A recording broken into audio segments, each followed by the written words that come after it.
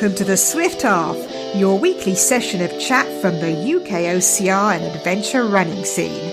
Each week, pub landlord Alan and our favourite regular Ian discuss races, runners and anything else that comes to mind. So pull up a pew, pour yourself a drink and join us for the Swift Half. You're listening to the 28th most popular podcast, the Duolingo equivalent of Let's Learn Yorkshire. Greetings, Ian, my friend. Welcome to the Swift Half again. How are you? You know what, Alan? Actually not in a great place. Oh, no. Why? Tell me why. And I don't mean just north of Manchester, listener, just in case anyone makes that joke. But as you know, I was a little bit late coming on tonight. We'd arranged, and I got here on time, but I had to sort out a few things before we started recording. The reason for that is I was at the gym earlier and I gave myself a quad strain. Oh, no. What did you do? How did you do it? I was an idiot, basically. I'm not sure if that's a medical description. Welcome to my world. Yes.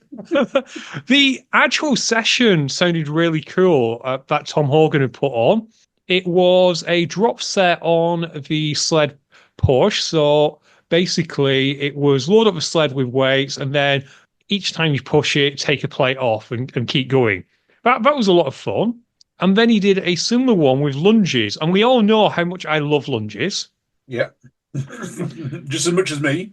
Yeah. It was 150 meters, start with a 20, and then drop when you needed to. And on the second set, so only my 15 meters in, I felt my left quad not explode, but expand and throb and hurt very much. Oh, ouch. Was it the standing up that did it, or was it the going down? I think it was the bending down. It was when that quad was in the up position, so my right knee was on the floor. That's when it really hurt. So, yeah, basically just a lunge. And of course, Alan, because I'm a genius, I dropped the bag and carried on with a lesser weight and did the whole 150 as opposed to, just calling it a day. You're supposed to listen to your body, and we tell this to everybody. Listen to your body. If your body's hurting, you stop. Yeah, but I'd only actually done like 15 minutes worth of work, not including the warm-up, of course, but because I'd only done 15 minutes of work, I at least wanted to finish that set. And then I stopped, and the next session was burpees. I did one burpee and I couldn't really get off the floor. Yeah. I've never had my quads go. I've only ever had hamstrings go. And that's bad enough. But I feel spiraling. So is it rest, ice, compress and elevate for rest at evening? Yeah, listeners can't see this, but I do currently have my ice pack on my leg, and within grabbing distance is a pulse roller that I may use at some point. Talking about pulse rollers, that's going to be something that I've had this week. So I've got my pulse roller out this week. First time I've had it out in about 6 months. How long have you had your pulse roller? Is it a pulse massage gun or a pulse roller? A pulse massage gun as opposed to a pulse roller. Yeah. So I've had it maybe 2 years, maybe 3, perhaps even longer. Okay, I've had mine 3 years. How's your battery on it? Oh, it does drop a little bit now. Mine won't go past 2 lights. Oh, wow. So, so I've had it charged up. Don't get me wrong, I'm getting 30 minutes out of it on 2 lights, but it just won't charge up past 2 lights. I just wonder if it's 3-year-old. So, I'm probably expected to deteriorate. But you can't change the batteries, can you? Nope, unless you're really good at DIY, I guess, and you could deconstruct it. But I don't even know where you'd pick up a spare battery. No, neither do I. But it was just a thought that. So we're gonna massage you. Let's go back to your problem though. That's my third world problem, my massage gun. But back to your problem. So it's rest, ice, compress, elevate. Will massaging help? Do you think? Will the gun help? It should do. Usually my body tells me what it wants, and it does kind of want the massage gun at this moment in time, but I figured ice was probably the best idea. I may leave it for tonight, actually, listener. I may not use the massage gun tonight because I am told it's probably not a good idea to target the muscle just after it's had distress. Would you agree, Alan? That's what I've been told as well. That's why I was asking about the massage. If I hurt myself, I always follow the RISE process. I rest it, I ice it, I compress it, and I try and get it as high as I can. I have been known when I've hurt my ankles to actually put 2 or 3 pillars in the bottom of the bed and put my feet on the top of it.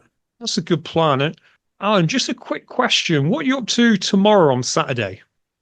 On Saturday of this week, that's it. Ooh, I know I'm running in the morning, and I'm going for a bit of a posh up meal for the mother-in-law's birthday in the evening. So I don't know what I'm doing throughout the day, apart from a run. You wouldn't fancy going on a run with Jet, you, because we got Deadly Dozen, and I'm not completely confident in my recuperation abilities. And it's only in Macclesfield; it's just across the way from you. Well, that could be a good idea, that. But that's we're talking weights again, though, aren't we, Ian? I can't. I want to say yes. Yeah. Someone offering me a free race. I want to say yes. My body's going yes, yes, and my brain's going no, because it's weights, and you promised yourself you wouldn't do anything that was weight involved before Escape from Meriden. Ian, I'm completely now Okay, told. well, if you're out, then perhaps a listener can come to our saviour. Although literally they've got about 12 hours, give or take, to contact me and see. Hopefully I'll be okay. Sometimes my body can just wake up and be fine, but we'll absolutely see how we get on. And I will say, if it's raining tomorrow, there's a good chance that the quad, no matter how it feels, is going to play up. Well, there's no OCRs this weekend apart from Commando series, I want to say. So you might get a plethitude of people calling you. Perfect. So anyone who wants the bimble round, because it will be a bimble, the intern is also coming off a few injuries as well. So it will be a bimble. You're not going to set a land speed record, but you could have fun. You could have fun. And our patrons might be interested. Our Patreons can definitely have priority if we get multiple offers. Although I am very doubtful we'll get multiple offers, but they're very welcome. I would call out Nolan, but he's currently in Croatia, living the life of Riley with Matt B. Davis. Oh, what a world! So is Matt B over in Croatia as well? And Matt B's in Croatia. It's for the Spartan race that's over there, the big Spartan race that's over there. Oh yeah. I know there was something going off over there. I have seen on the Joyce's Facebook page that they've landed in London. They're going home for 24 hours and then flying out to Croatia. That's about right. Can I just say that in hindsight, I really wish that Channel 4 had commissioned a show following the Joyces and Grumpy around America, because their socials have been hilarious, particularly Grumpy's. So well done to Joyce's. Well done to Libby for how she got on in OCRWC. I'm sure we'll talk about OCRWC later on in the show, but well done to Libby and to the entire Joyce clan. They went to Vegas, Alan. I know. I saw it. We could go to Vegas one day. Shall I tell you why? Because we've got 2 new Patreons, Ian. We got 2 new patrons. That's amazing. Who've we got? We have got Chris Ward. So welcome, Chris. And one of our earliest guests on the podcast has signed up to become a Patreon, Chris Lamb. Wow, so 2 Chris's. 2 Chris's. 2 new patrons. We need to give a shout out next week, I think, for Patreons as well. We absolutely do. And Chris Ward is mainly in the fitness racing space. I've had him on the show for a preview episode. He's a member of Team Hogan, and he's actually, Alan, he's a football linesman, as in a proper football linesman. He's been on Sky and everything. Oh, we need to interview that guy, mate. Let's just talk football for an hour. Shall I line him up for you? Line him up. I suppose we best crack on with a little bit of the show, Ian. Yeah, I suppose we should. What are you drinking? Well, I am on the alcohol-free cider again, strawberry and lime. I'm liking this alcohol-free cider. I feel like I'm getting the best of both worlds. I'm getting fruit in the strawberry and lime taste. I'm getting the apples because it's cider. It's alcohol-free. I'm in a win-win situation, Ian. You absolutely are. And I missed an opportunity listeners, again, we're going off track, but you remember last week I talked about going playing mini golf with the Rawlinsons? Yes. The deal we got was fantastic. For £12.50, it was 2 rounds of golf, so 9 holes, and a drink. And I wasn't expecting much. I was literally expecting, I don't know, putting into a cup, that kind of thing. Not really. Like one of the mini golf things you see on seaside towns, Yeah. where it's got a brick or something. That's the obstacle. But it was really good from a mini golf point of view. And the drinks was practically anything on the bar. So if you wanted like a whiskey and lemonade, you could have a whiskey and lemonade. Oh, that's a right result. That's quite a It good really price, that is. £12.50. Exactly. Better than a Tesco meal deal. Better than a Tesco meal deal. But the reason I bring it up is I messed up because I was driving. I asked for an alcohol-free beer. So they had Beck's Blue, which is fine. Yeah. But then Kate ordered an alcohol-free cider and her bottle was bigger. Mate, the pint bottles, much better value for money. The ciders are much better value. Exactly. I should have let Kate go first and then I should have got an alcohol-free cider because it doesn't matter. It's alcohol-free. It'll still taste nice. It does, mate. Exactly, exactly. I actually bought a bottle of beer this week. Do you want to know why I bought a bottle of beer? Slugs in the garden. You're going to get the slugs in the garden drunk. Yes, literally. I read it. I got some slugs in my garden, eating a couple of my plants. So you bury 3/4 down some jam jars, and then you pour beer into them, and the slugs crawl into them, get drunk, and die. It's real. It says it in one of the books that I've read. So, and it's like one of the old gardening books that I've read. So I'll let you know next week. Update next week on the how drunk can you get slugs. Who wrote this book? Wile E. Coyote. Seriously, I've read it somewhere. So I'm trying it. I'm trying it. Anyway, what are you drinking? Well, today, because we are heading towards Halloween, Alan, Yeah. I've gone with a Halloween themed drink. I'm on a Rubicon, pink grapefruit, and blood orange. Oh, what an Halloween theme. Blood orange. I like that. I like that. Isn't Halloween's today, isn't it? Hope not. We've got a fair few weeks before it's Halloween. It's 31st. Well, I thought it was 31st, but I'm sure I've seen somewhere that says it was Friday the 13th. No, it's definitely the 31st, unless that could be when all the Halloween stuff starts, because of course you have like the scare mazes, don't you? And that kind of thing. I've don't no idea what they are. What are they? They're like haunted walkthroughs where you walk through an attraction and people jump out and try and scare you. Oh, okay, yeah. All right, yeah. I get that. Or as you call it in Barnsley, Friday night. Friday night, Friday night on the high street. Right, should we talk some sports news? I've got a question for you, Alan, based on your recent podcast. Okay, fire away. I like questions. What is the difference between a race and a challenge? Oh, that's a good question. For me personally, a race is one where I know I'm going to finish it and I'm looking to try and do the best of my ability.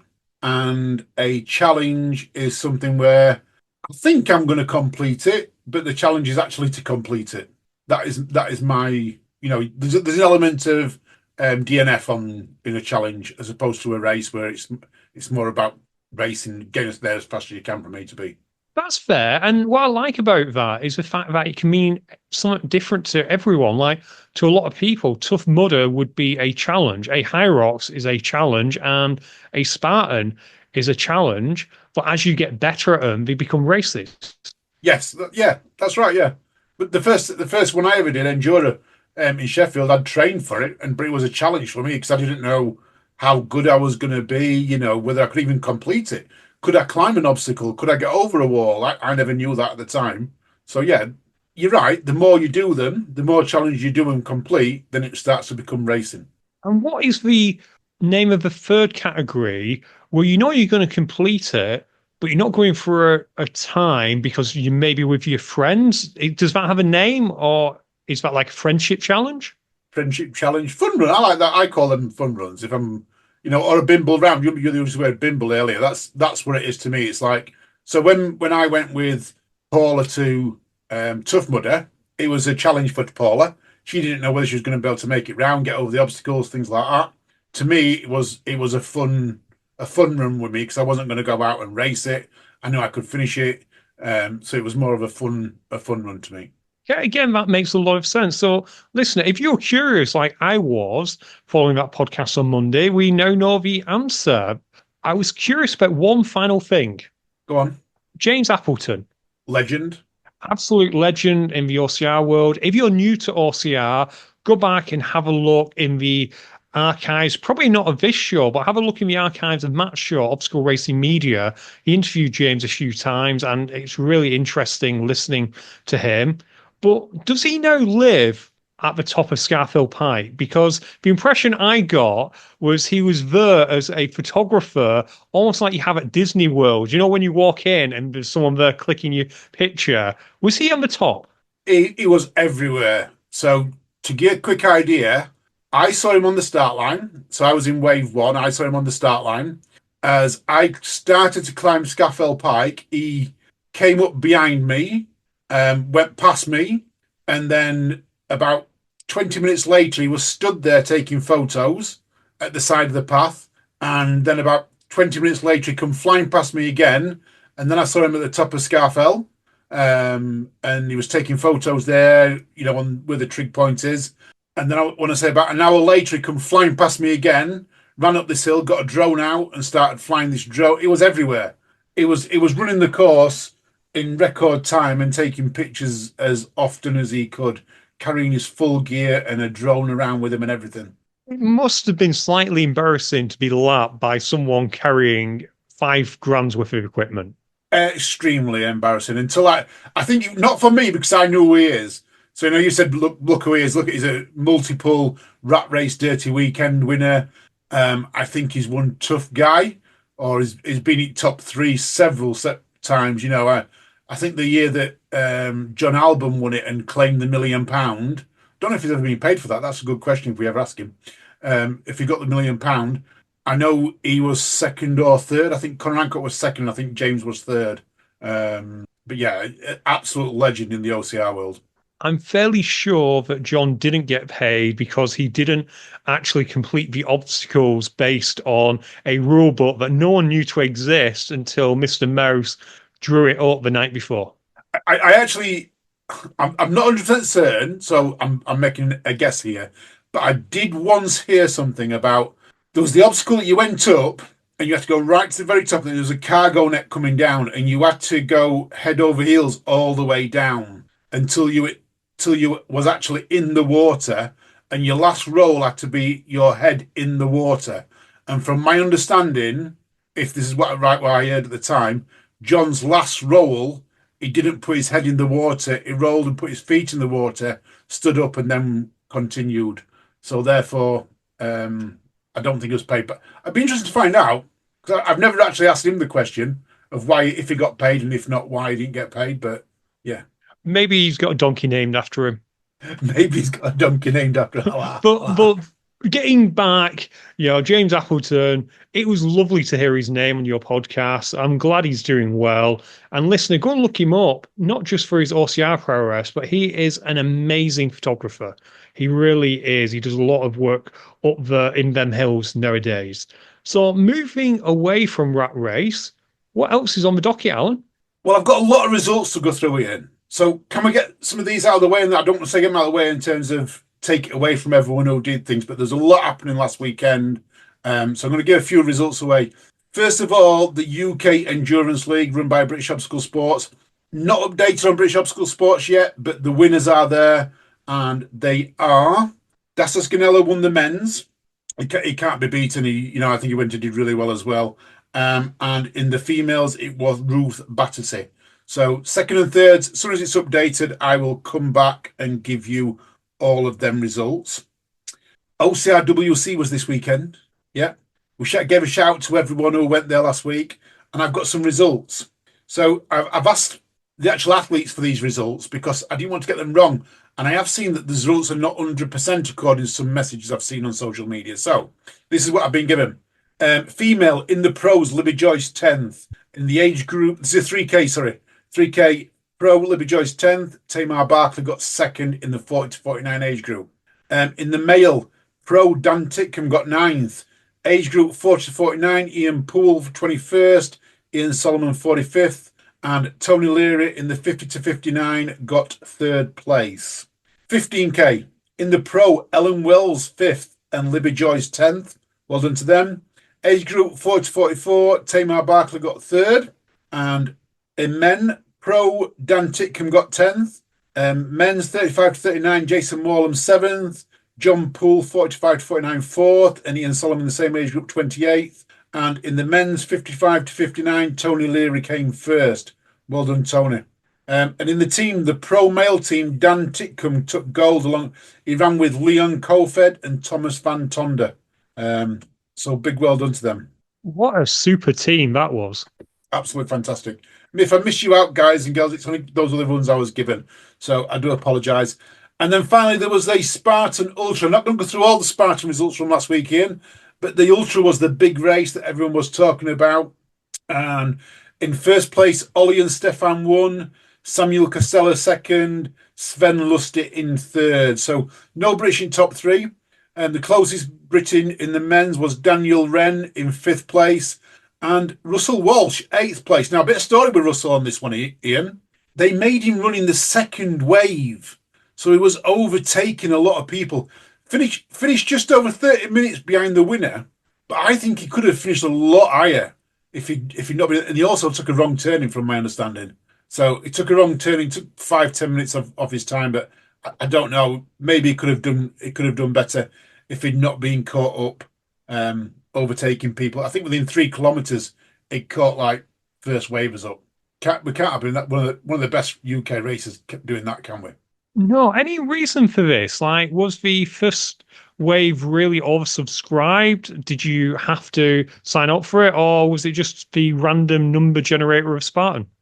Probably the random number generator. So I don't really know, Ian, if I'm honest. Russell, reach out. Let me know. And I'll give a shout out next week. And let me know. So if you listen to this, let me know. Females. Aline Pedretti got 1. Sophia Padder 2nd. Steinsloth 3rd. And then Ruth Battersea in 4th place. So good shout out there to Ruth. We had Jackie Barnes, Sandra Grivis, Louise Markham, Louise Roscoe, Sancho Martin, Emma Kirkwood, Jen Clark, Diane Fair. We're quite a lot of people running in there as well, but big shout out to them. Great results. No, absolutely. And hot off the press, of course, it's High Rock's first major. It happened, as you're listening to this, it happened last night on Thursday night. Not going to go through the results today, but what a race it was. And if you have time, go back, watch it on YouTube, go and find Hyrox's YouTube channel. So if you want a little bit of something to watch while you're just relaxing this Friday evening or over the weekend, definitely go and check that out, because as usual, the production values are off the chart, Alan, as you know, because you had a quick peek at it yourself. I did, mate. Yeah. Absolutely spot on there. I know you've put a bit of news on there from Spartan. What happened from Spartan from your point? Well, it was interesting in that after the event, we saw a few people upset with other athletes and or volunteers. So a big issue was, as I understand it, particularly on the Ultra, I guess a lot of people started treating it as a challenge as opposed to a race. Yeah. And as a consequence, they perhaps may have cut shortcuts from here and there. So, for example, you have the chain obstacle, don't you, where you've got to carry a chain, which I think's evil, but it is what it is. Yeah. I guess at least it's better than hoisting up the chain, because that is super duper evil, because every time you lift the link up, it gets heavier and heavier. So you had the chain, they're originally in buckets, and you then had to put it back in the bucket. But by the time our good friend Graham got there, what happened was he found all over the floor. And it's just not cricket, is it? No, and this is the problem, isn't it? Though, when you race, it changes from a race to a challenge. people do anything to try and finish. And, you sometimes there are shortcuts. And I'm not going to blame anyone for this, because it's a challenge at the end of the day. But it's common etiquette. If you're going to make it a challenge, make it a challenge. Do it right. Put the chains back in the bucket. People, if everyone ever runs with me, they'll notice this when I do log carries. I always get the log carry and I take it from. I always pick up the one that's closest to me as I enter the area, and then I always drop it off the furthest away as I'm leaving, as in for the next person to pick up. Because if you don't, that log carry gets shorter and shorter and shorter and shorter. And I've seen this at some races. I think it was one of the very first races I did. I'll tell you what it was. It was at Airfield Anarchy, and they had a log carry. And it wasn't. They weren't big logs. They were just things that you'd throw on a little log burning stove. But they got the first lap when I did it on the Saturday. It was quite a good length, and then when I did it on the Sunday, it seemed to be half a length shorter. Not because they'd made it shorter, but just that people had dropped the logs earlier and earlier and earlier. So you're right, Ian. People need to make it right for everyone else.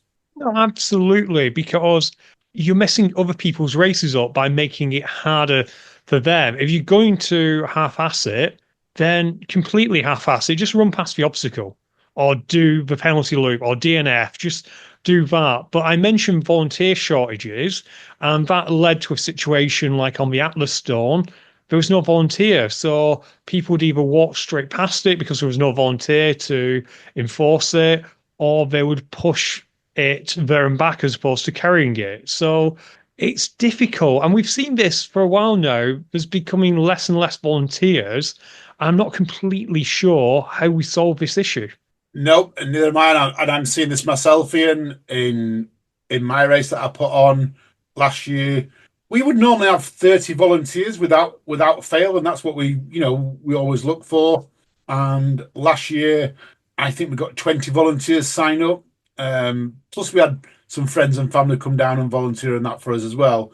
But it is getting less and less, and we're seeing this at a lot of races. If you remember at FISO, the world champs, they had to close an obstacle that caused issues for first, second, and third, which was the walls, because they didn't have volunteers for them walls. So they cut them out and closed them off, and then it caused problems. We've got to have a point where you either have lots of volunteers and all the obstacles are open.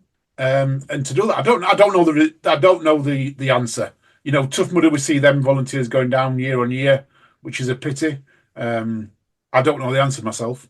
Yeah, I think with Tough Mudder, the big issue is the dropping of the second day, because so many people would do it where you volunteer one day and then you would pick up the race the next day or vice versa.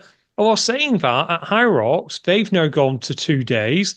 And I understand that they're struggling with volunteers, particularly on the Friday for Birmingham. Although that might be a unique situation because it's a Friday. Maybe we've got lots of volunteers for the Saturday and Sunday. We'll see.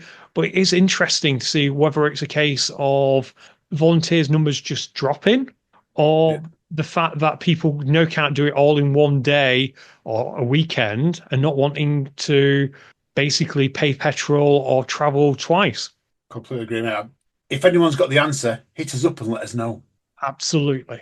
So we mentioned patrons earlier, and I believe that one of our patrons did something a little bit special. They did at Spartan. Kelly, she went out. Kelly Spalding, good friend of the show. She was finishing off her Spartan season, giving herself a challenge for a trifecta, but because it was a super as opposed to a beast, and she felt a little bit, well, is it really a challenge anymore? Well, I guess it was a race, but she decided to do a good thing by raising money for charity, dressed as a baby. Wow. Did she do well dressed as a baby? Do you know what time was?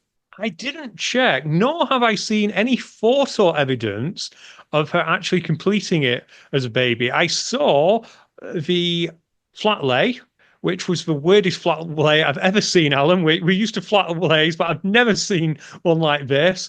But I haven't actually seen whether or not she completed it. So, Kelly, please let us know. Yes. No, I've got a challenge for her. Kelly, post a picture in the pub. Because I know you're in the pub, Kelly, so post a picture in the pub so we can all see it. Sounds like a great challenge, Alan. But speaking of challenges, since taking over OCRWC, Spartan appear to be having a challenge in respect of getting, well, competitors and athletes to the event. Yeah, they seem to be dropping, don't they? So I think this has come from inside OCR. I think I've seen it. I don't mind saying where I've seen it on, and I think a few other people are sharing it. But for the last 3 years, the participation numbers have dropped. Is it just over 1,000 in 2022 to 536 2023, and then this year 493? That's a big chunk.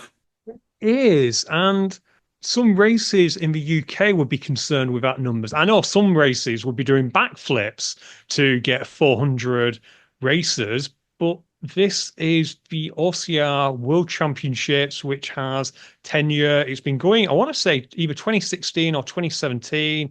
It's used to having thousands of athletes from all over the globe take it on. People planned their year around this race, Alan. You remember when it was in Canada? Where you had the people going away from Gatwick with the big wall of kit bricks and everything, this just been massive. It used to be absolutely huge. I think if we go back to pint size OCR to Libet and Finlay conversation, and Finlay turned around and said there's basically too many world championships, I think this is on the back of it. This is the first bit of evidence we've seen that there are currently too many world championships, because we know Spartan OCR own OCRWC, but Spartan have got their own world championships. What's that about? Well, yeah, not just that. Spartan have dozens of world championships. Okay, maybe not dozens, but they've got the regular Spartan World Championships, don't they? They have the Trifecta World Championship. They probably have the Bouncy Castle World Championships, the Flaming Spear into a Burpee World Championships. They have the Deca World Championships. They probably even have Spartan Wrestling World Championships, Alan. I'm still stuck on the burning burpees. Oh, and they've also got the Ultra World Championships. We can't forget them. They have the North American Series Championship. They've got the European Championship. They've got the little heard of Antarctic World Championship, by the way. Mumbo's Happy Feet won that this year, Alan, just so you're aware. You're quite right. They have got to. But this is the start we're seeing. But let's move on to a little bit happier news, Ian, because we're seeing numbers dwindle there. However, there is new races coming up. And last year, one of these new races saw some of its biggest numbers. And I've got the race director popping into the pub to speak to us, Ian. Really? Yes. Gavin Hogarth, welcome to the Swift Half, my friend. Hi, boys. How we doing? We're good, mate. We're good. Good. Before we get started with you, Gavin, before you came in, obviously you didn't hear me and Alan there. We were talking about OCRWC numbers being down. Have you any comment on that, or the sheer number of world championships that Spartan have, which we think may be a contributing factor? Yeah, I did see that actually. I was really shocked. I looked up the results and I saw how few people actually took part in like the women's elite race, for example, and the team races. It's just a bit of a shame. But because I went to the OCRWC champs, the adventure ones, or now the Spartan ones, I guess. But I went to those championships in 2017 in Canada. And it was amazing. And then did 2018 and 2019 down at Nuclear when they hosted it. And the numbers seemed huge. It seemed like the biggest event in the world, But yeah, I think just the number of championships. I think it has to be a number of championships. Obviously, the increase in popularity of fitness racing, but the confusion around championships. And obviously, the more world championships you've got, the more it dilutes the feeling of being a world champion.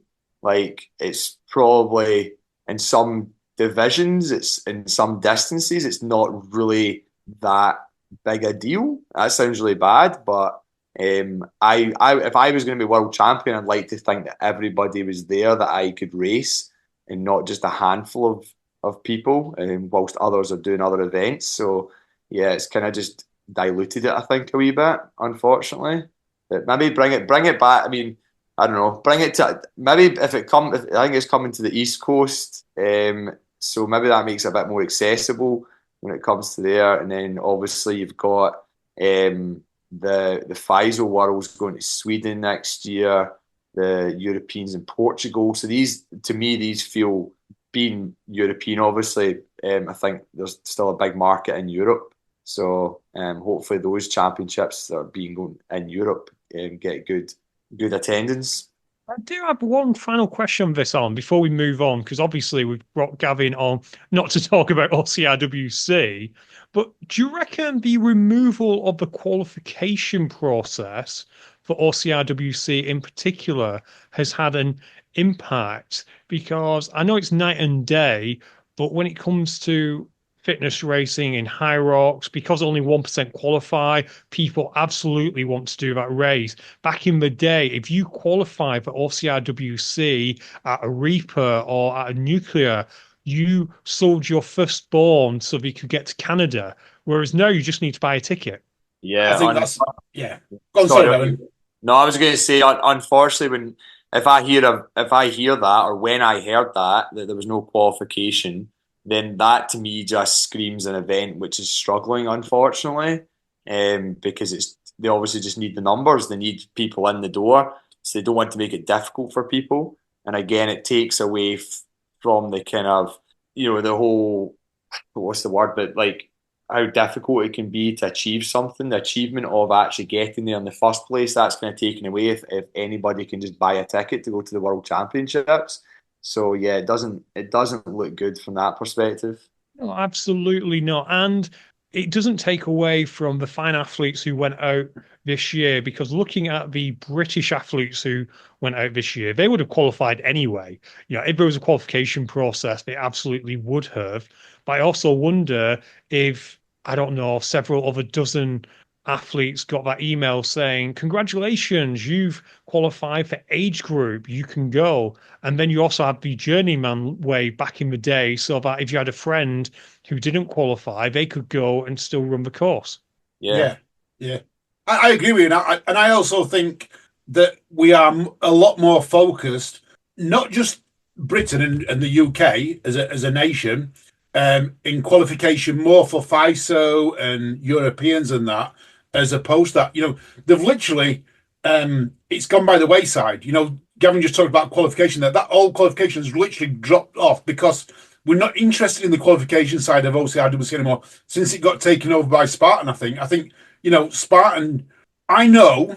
Yeah, I would think that if Spartan went and turned around and say to Wayne Monkman down at Nuts, we want you to be a qualifying event for OCRWC, Wayne's going to put his two fingers up and tell him to go and jump off a nearest aeroplane.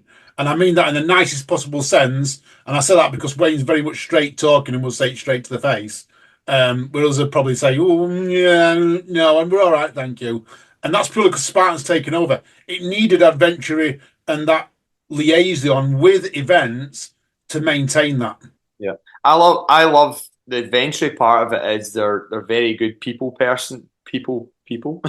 they're very good with the community and stuff, I think, and their events have been very well organized, but it feels like it's something they're trying to create for the masses, as opposed to having that exclusivity, which and actually that is almost to its detriment. Whereas when you've got the FISO Worlds, and yes, being in Costa Rica made it difficult for people to travel, but with the FISO Worlds, and you're actually getting selected by your national governing body, to participate, that feels like a proper world championship because you've been selected by your country.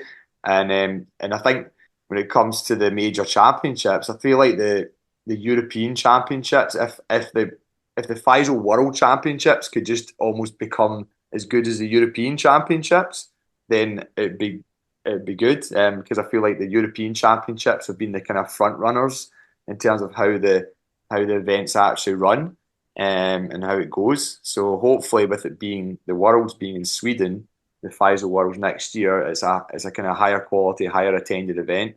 So yeah, hopefully good things ahead.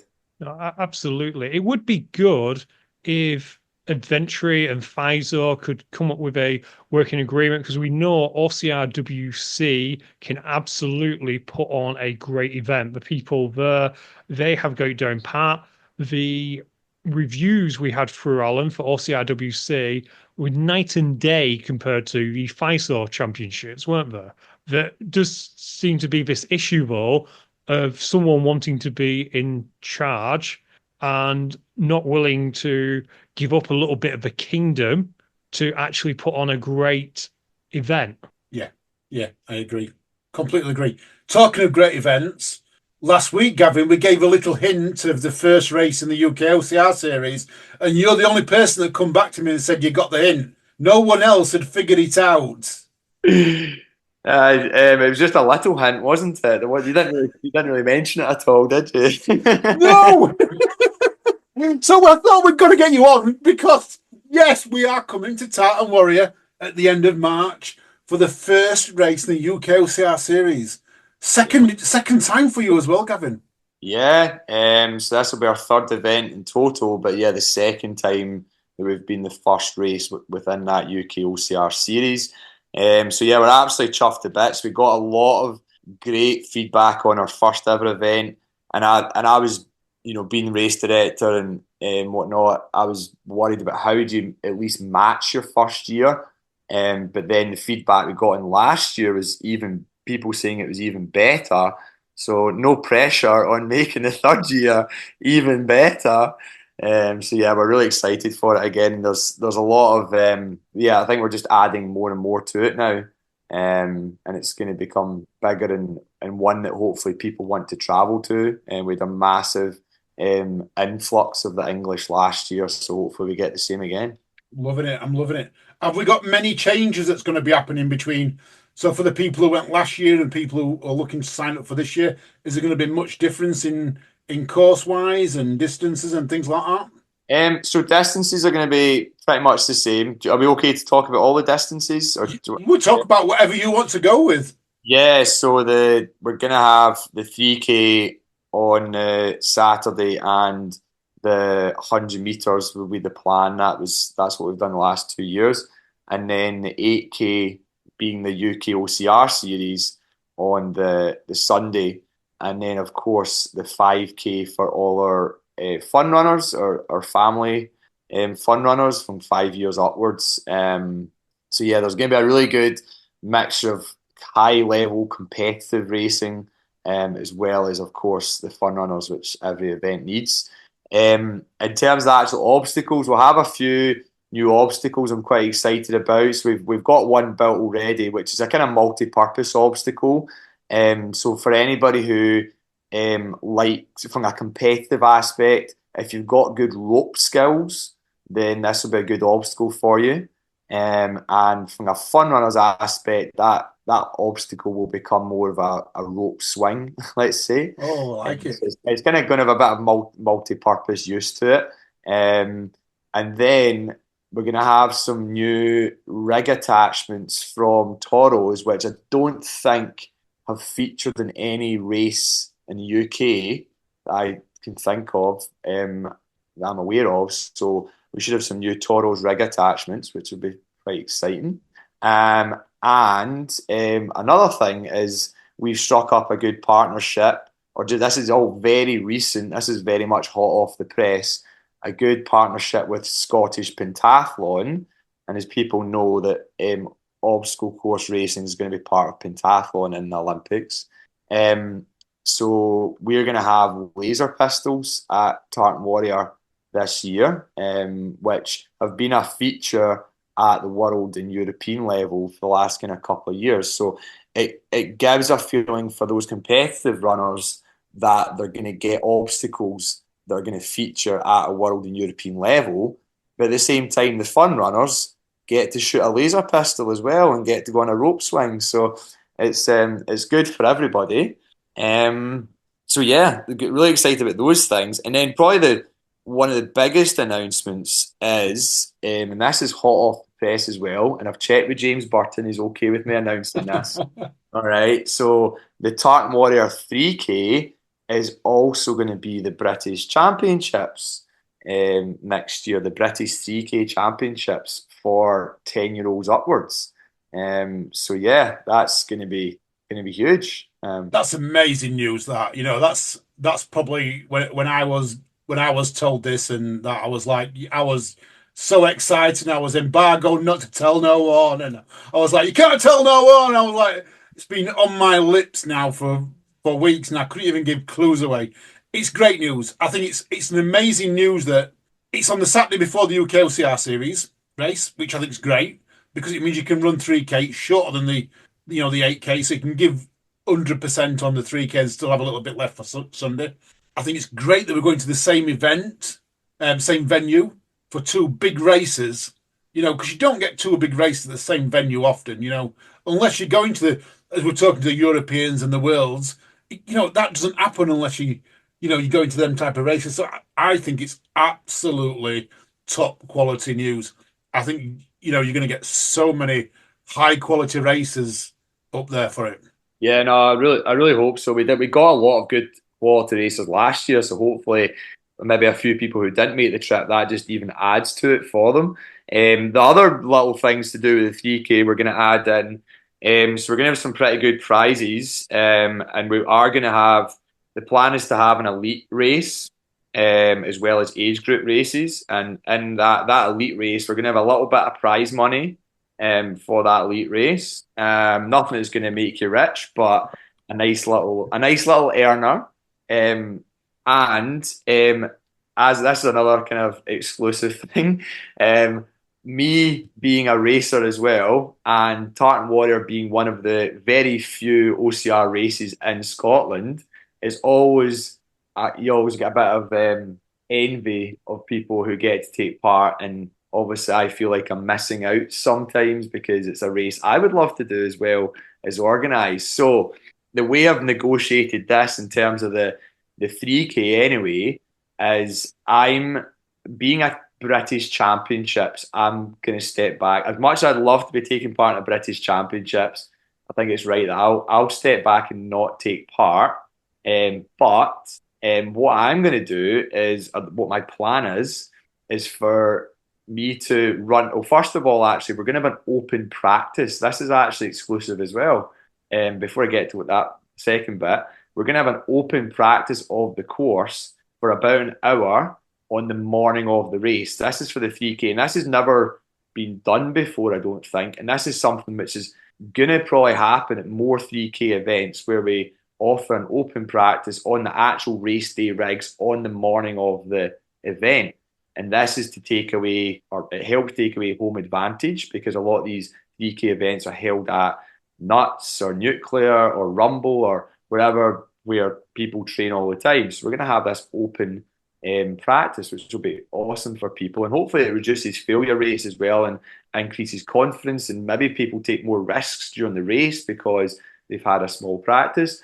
But after that open practice, the course will close, and then just maybe half an hour before the actual elite wave goes off, I'm going to run the course. Like, we can call it a course test or a course setting a fast lap or whatever.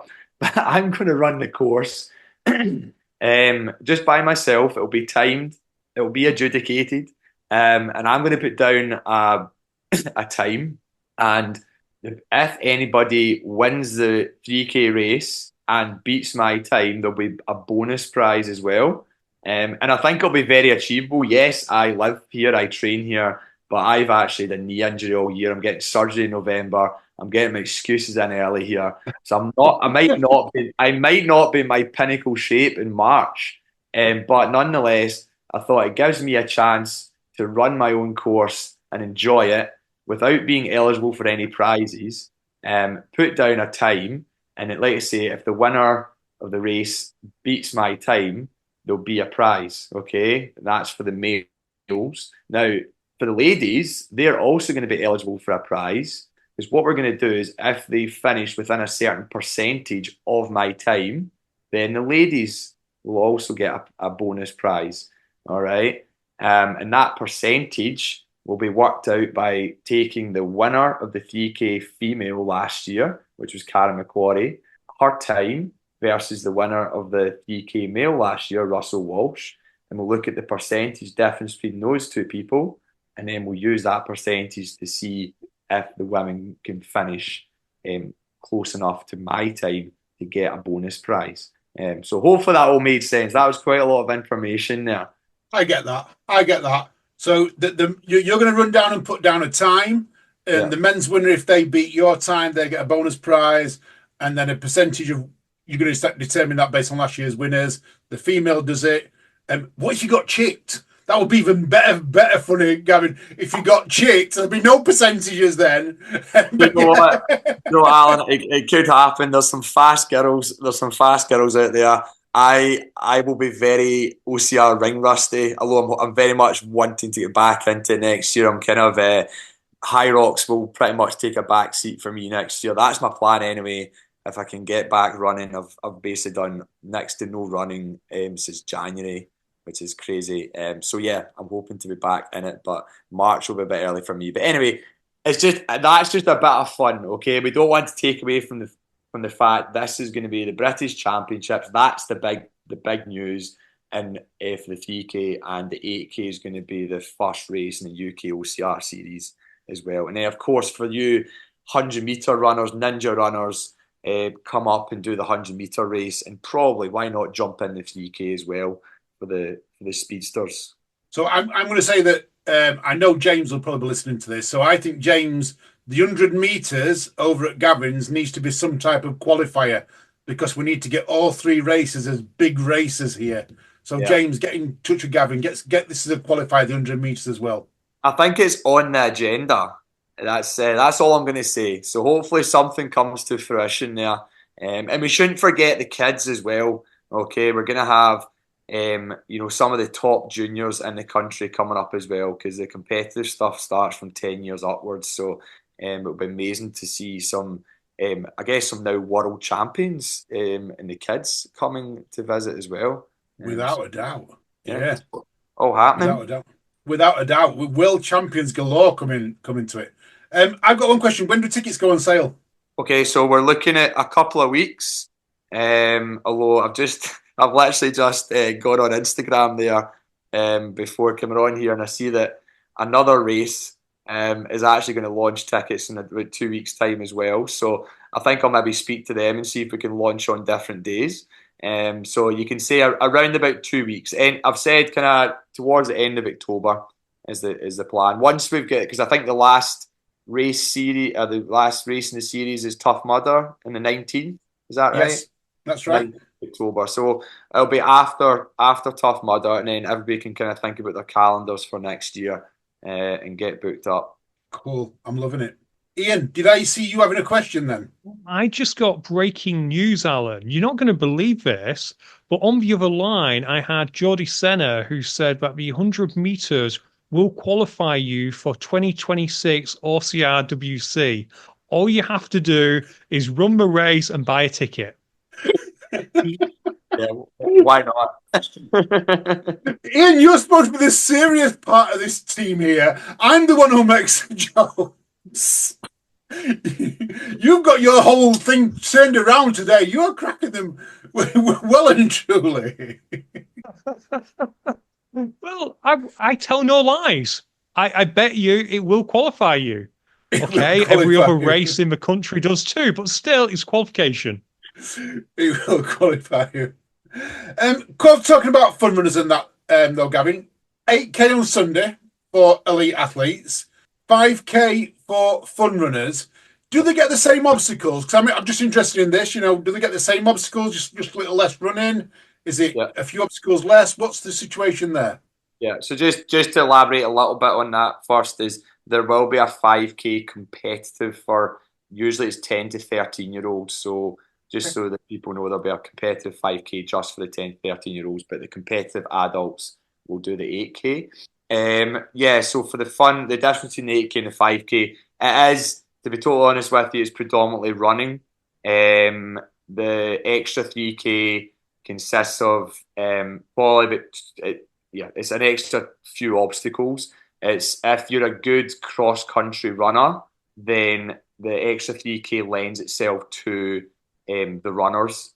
Now, that balances out because we're a very obstacle dense course. For an 8K, you're probably talking like 40 obstacles at least, with quite a bit of a gauntlet at the end of the race, obstacle after obstacle. So the kind of 3K, let's call it the running section, will give a chance for the runners to shine. And then people like Ramunis, for example, who we all know, can shine when it comes to the obstacle dense sections later on. I like that. I like that. Did you see the Body Hub video of Ramona's coming through? Then that gauntlet absolutely smashed it, didn't it? Yeah, that's what triggered my thought there. Yeah, definitely is. It just shows you, like, it just shows you if you've got certain qualities and certain attributes, and certain races will suit certain runners as well. We will also probably have our famous ditch dunk. I think that might be back as well. That features only on the 8K. Last year that was quite an exciting feature because you had a choice of a full water submersion or running an extra kind of loop and avoiding the cold water. So that was a good kind of decision almost that people had to make. Do they get a quicker route, but they get cold, and perhaps their hands get cold, and it might impact the obstacles later on? Or do you keep yourself warmer but run a bit further? So it was a good little decision maker last year. So we'll have something like that again as well. Fantastic. Gavin, I'm loving it. I'm loving it, mate. I can't wait for it. You need to come up. I know. I am tempted. I can't say I'm not. I'm always tempted. 3 years you've been. This will be your third year, like you mentioned, and I haven't been up yet. I think I've got to make a move. I've got the new caravan out and fetch you up there to you. Yeah. And Ian, bring him too. When is the race again? I believe it's in March. Yeah, so that's a good point. We never even said the actual dates, did we? Last weekend, I believe. Last weekend in March. Yeah, it's the 29th and 30th of March. Somebody commented the 30th of March is Mother's Day. And I'm like, well, that's a great present for your mother, is buy them a 5K fun run ticket for Mother's Day and take them round an obstacle course race and get nice and muddy. And yeah, what a better present than that. I believe, Alan, that day in March is what Scotland calls second winter. I didn't even know they had like more than one winter. It was just constant winter up in Scotland. Well, we have touch wood. We've been lucky. Apart from a 10-minute kind of blitz of wind and rain last year, we've been lucky with the weather the first 2 years, I would have said, considering it is March. So yeah, hopefully we get some more dry. Alan, I've no more questions for Gavin. Do you have anything else? I don't. Gavin, do you want to stay or do you want to go? Is that a song? Do you want to stay or want to go now? If you go, there may be trouble. We'll not give up the day jobs, will we? No. No, I'll head off to my bed now. I've had one too many. Cheers, Gavin. It's been a pleasure having you Bye, on. Gavin. Take care. Okay, thanks, guys. See you soon. I love Gavin, Ian. It's great to get him on and chat to us and stuff like that and everything else. So No, I always like having him on. He may have been on more than any other race director. You have to check the stats on that, but he may have that. Between him and Darrell, I think they're probably neck and neck. you could be probably right, but he is one of them race directors that actually races as well. Absolutely. And there's nothing wrong with a race director who just does race directing, but you just know with his races, and you could tell by the passion in his voice when he was talking about the race and how he'd planned it, that it was definitely a racer's race. Without a doubt. It was mentioning it's launched in this week and tickets are going to go on sale when he's going to let us know. But Jewel actually went on sale this week. So Jewel, which is at the Obstacle Gym, which is in the Midlands. I haven't been to it yet. I need to go down and have a look at it. And that they launched Jewel this week, which is going to be on the 22nd of March, I think, next year as well. So that's a great time that to actually go on to 22nd to Jewel, get your 3K practice in, because theirs is a 3K, get your practice in before you go up to Tartan Warrior the following week. Perfect, Alan. And it sounds like it'll be a great little race. The idea is is it that you take a friend and then take them on, basically? There's lots of elements to it, I think, but I think that's the whole idea of it. Yeah, you take on two people at a time, and it's you're racing against each other. Right, I think we're coming very close to the end of the show, but there are a few news and notes that I'll quickly go through. Let's just cover off the High Rocks news. It was High Rocks Toronto this past weekend. There were some issues with judging, mainly Alan, believe it or not, due to lack of volunteers. I'm I'm going to direct people to listen to Matt Shaw, the Hybrid Fitness Media, because him and Dave Claxton, friend of the show, talk all about their Toronto adventure. And quite frankly, they do a much better job than me and you could do. But I will say it looked really fun. Hopefully, I'd love to get out there and see our good friend Kerry Ann Daniels as well, because she's over in Toronto. So who knows? Watch this space maybe next year. The other bit of High Rocks news is they have launched the Adaptive Athletes Rulebook. We talked about the launch of the Adaptive Athletes divisions last week. They've now got an entire rulebook, Alan, and it's great just to see how much love and care and attention has been put into this. So if you are an adaptive athlete, go and check out the rules. And I can't wait to see adaptive athletes at various events. I do know that tickets have gone on sale for some of the events. I'm not sure if any UK events have it yet, but I know some of the German events, it started popping up even on sold out events that you could register as an adaptive athlete. Oh, I like that. That's pretty cool, that. It is. So if you're an adaptive athlete, maybe have a look online and see if there is this ability to sign up. What other thing? You have on here a new type of OCR?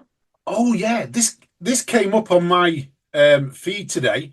So this is happening. It's down south. Everything happens down south for me, but happens down south. It's in Salisbury. It's an obstacle course experience inspired by real rescue missions that's going to take place in Wiltshire. So it's happening in a couple of weeks' time, October 19th. Yeah, and there's different levels of it. So it's only 1.5 mile course, and there's going to be challenges. So there's physical challenges that you got to overcome. Like he says a pitch black maze. There's also going to be things like your cargo net things and crawls, crossing a river, but it also talks about teamwork and solving problems.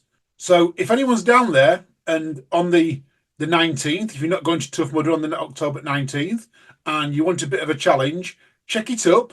And it is called Rescue Racing. Rescue Racing. That's such a great name for an OCR, Alan. It really is, isn't it? Love it. It's all in aid of charity and everything else. So check it out, guys. It looks quite interesting when it popped up on my news feed. So I thought I'd just pop it in and we could mention it. On my news feed as well, what pops up? Becky Neal again in the Bournemouth news. Becky seems to be like, this moment in time, the media person in the UK. She's in the news everywhere. BBC, was it Telegraph she was in, or one of the big journals like that? And then now in Bournemouth, AC UK. So, no, absolutely, Alan. And just think, if she hadn't been on Who's Hot, that was the linchpin of all of this, yeah? exactly. That was the linchpin. Coming on Who's Hot has given her this whole plethitude of media opportunities that she's never had in the past.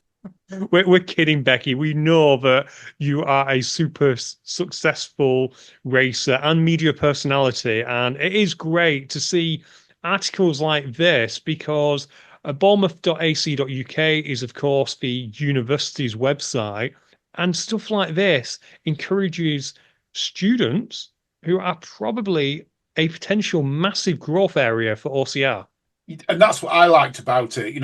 It says, I think the headlines is lecturer overcomes obstacles to win gold or something along those lines. I loved it. I thought when I was a kid, yeah, and I know this is not, I know Becky's not a teacher to kids, she's a teacher to adults or a lecturer to adults. But when I was a kid, I looked up to my teachers and what they did, I wanted to potentially emulate. I'm pretty certain there's going to be students of Becky's who, have listened to her lectures that are going to read that and going to go, wow, I want to be, if my lecturer can do that, I want to live to that, and I want to have a go at that. I want to do that. So it's great news that she's in there, and I'm going to assume that I'll assume this, but I know it's Bournemouth University pages, but I'm sure it'll be read by other universities, and it potentially might get picked up by other universities as well. No, absolutely. And the big thing is what it will be picked up by is freshers. So people who want to get into the university next year, because you're encouraged to read the university website. And Bournemouth's a great university. So nothing but good things to say about this article and Becky and everyone who's out there getting articles in the various newspapers, because you do see it cropping up a lot, don't you, Alan? Without a doubt, yeah. It's when I see anything in the news that's OCR related, it puts a smile on my face, Ian. Mine too. Mine too. Moving on, last couple of news items, Alan. Tough Mudder price drop. This month Tough Mudder price drops. 5k only £60, 15k £75, and a Tough Mudder or Infinity £110. They're advertising this on their websites at this moment in time. They say it's a limited time, but then they talk about it for the rest of the month. So I don't know. Sign up quickly if you're looking to do one. Sign up quite quickly. Get in there. Get one done. Can't beat a good Tough Mudder. And I think for like an Infinity, £110. I think that's pretty good price. That you're out on the course 6 hours. Is it 6 hours? I think you're out there for. You don't get ultras. You pay ultras for running around a mountain for much more than that. So it's good price. No, exactly. And it's the same price as a High Rocks, which is only, for most people, 1 hour of activity. For me and Alan, we might nudge on to that 6 hour, 8 hour mark. We get close. we try and get value for money, don't we? We try and get value for money. Absolutely do. Final bit of news, Alan, is British Obstacle Sports course. British Obstacle Sports happening on Tuesday, October 15th. They're having a sports technical official online course. I don't know if the space is still available. If you fancy it, if you want to become a sports technical official, British Obstacle Sports, so tell them you're interested. Like I say, it's an online course, 8 p.m. till 9:30 p.m. on Tuesday, October 15th, which is great because you can listen to Monday's podcast on Monday. You've got nothing to do on Tuesday before the fitness racing podcast comes out Wednesday. So yeah, get booked on for that. Absolutely, Alan. And great little plug there for how people can fit it into their week. What a good idea. Exactly. Get everything fitted into your week, guys. Plan, organise. I need to do that about my races for next year, but yeah, hey go. You and me both, Alan. You and me both. And I think we're all out of news and we're all out of time. We are. So I'm going to say it's a goodbye from me. And listeners, thank you for listening. Don't forget to check out our websites, our Facebook pages, and everything else. Check out the discounts on our website, because there's always little discounts popping up on there. I'm sure you'll get a bargain. And in the meantime, you take care, you stay safe, you keep on running. And bye to everyone.